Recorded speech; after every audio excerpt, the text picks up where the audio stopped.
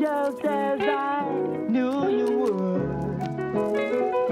Oh, miss you. I miss you.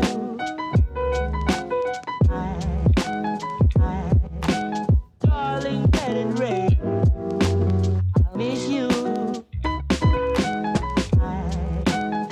To bring that smile. Miss you.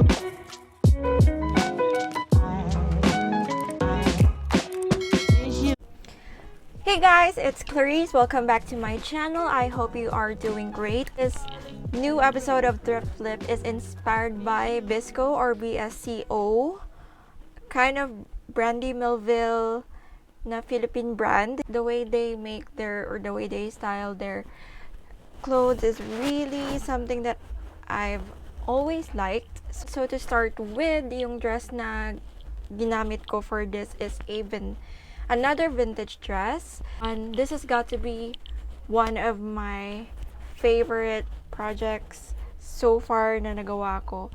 So if you haven't, please subscribe to my channel. Every week nag-upload ako ng bagong thrift flip, and every once in a while I upload videos of Olivia. And by the time this video is live, it will be Mother's Day. So happy Mother's Day sa lahat ng momshies. So without further ado, let's hop into the video.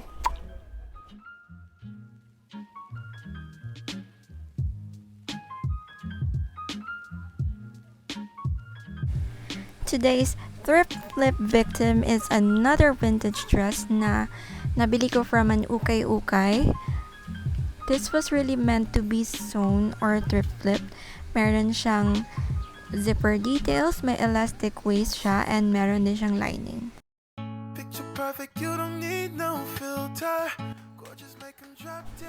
First things first, ginupit ko yung dress into two parts so I can work on the top and the skirt. It's also important to notice if you are working on dress na merong waistband na elastic, you have to remove the garter first. For the sleeves, just like in my previous video, I emphasized on making sure that you cut down the sleeves very carefully kasi very important ito na part of the project. So take as much time as you need in cutting the sleeves para hindi siya matorn. Next is I drew a line sa top mismo on where I wanted to cut it, and also I drew a line on both sides. What I wanted to do is to make sure the top is fitted. So sa bust area is 32 and on the waist area is 25. Putting the lines to use, gugupitin ko siya where I marked it. Now I'll be marking 3 inches from the corner, pababa, and pa side. Make sure that you don't need no mentions. Yeah, these are my only.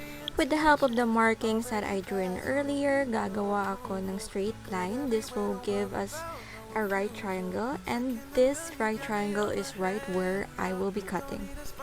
Once all the cutting is done, I will be starting to sew, and the first thing na tatahiin ko is the top part. I will be hemming the top part to make sure that it will not run and also to give it a cleaner look. So here's the back piece and the front piece. They're all hemmed. Now let's move on to the sleeves. Paghihiwalayin natin yung sleeves using a seam ripper.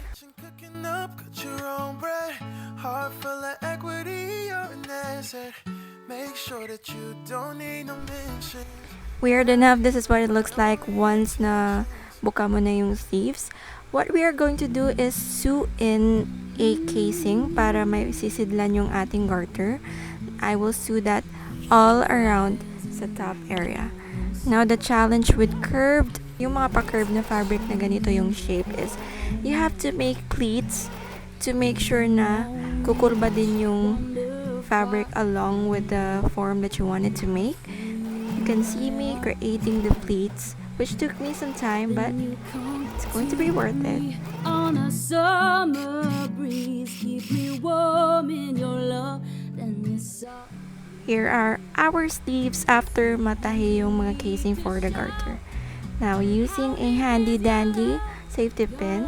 Gagamitin natin siya para madali lang ilusot or i-go through yung ating elastic. For the elastics, much better kung isusukat nyo muna siya para hindi siya masyadong masikip or maluwag, kasi tendency if masyado siya maluwag, pwede siya malaglag, and masyado masikip, pwede makonstrict yung blood flow nyo.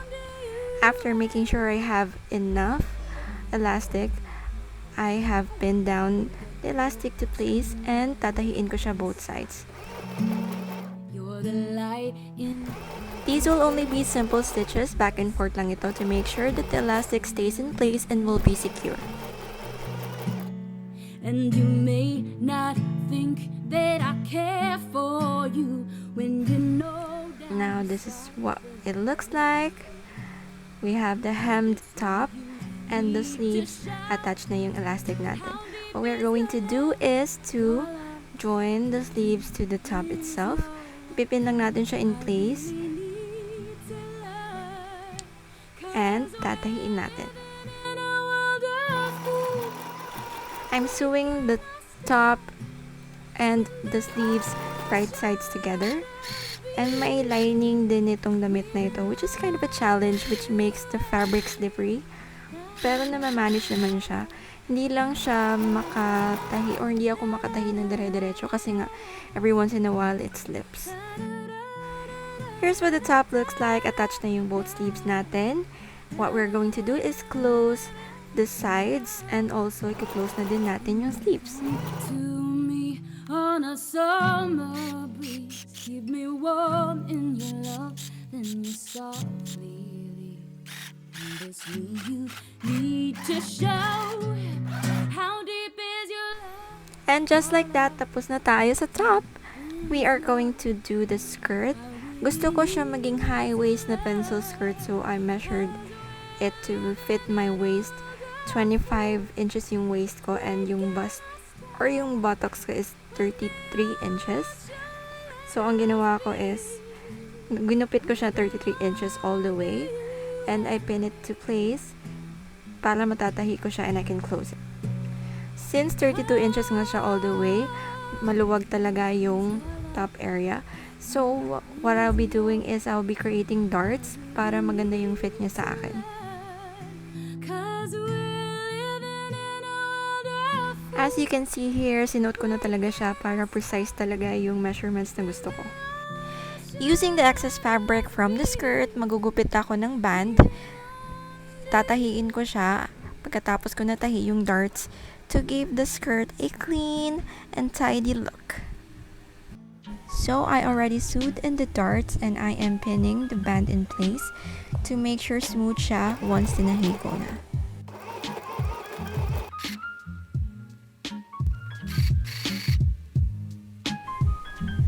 Again, with this type of fabric, medyo slippery siya, kaya it takes some time to sew everything together. Last thing I did is to sew the seams of the skirt. For the finishing details, kinabit ko lang ulit yung mga buttons na tinanggal ko from the top, and that's pretty much it. We are done!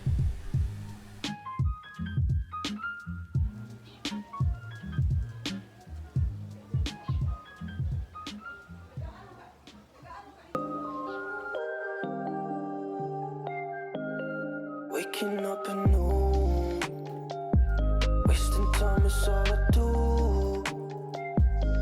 But now when I'm with you, so much time, nothing to do. I'm dropping you texts now. You said you want me when it's that. Being with you just feels right. You said we could meet it when it's that.